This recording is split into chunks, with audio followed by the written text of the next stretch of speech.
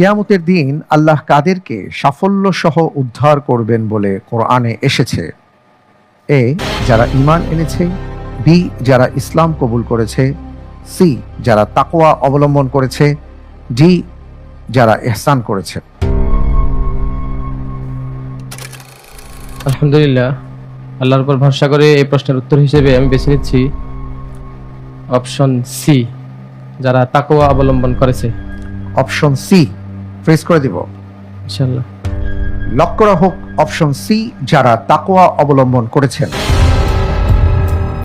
আমি দেখতে পাচ্ছি আপনি যে উত্তরটি দিয়েছেন, আপনার উত্তরটি সঠিক উত্তর। আলহামদুলিল্লাহ। আলহামদুলিল্লাহ। ওয়ায়ুনাজ্জিল্লাহুল্লাযীনা তাকাও, আল্লাহ তাআলা তাদেরকে নাজাত দেবেন বা মুক্তি দেবেন, ইত্তাকাও, যারা তাকওয়া অবলম্বন করেছেন, বিমা ফাযাতিহিম, সাফল্যের সাথে। সুবহানাল্লাহি ওয়া বিহামদিহি।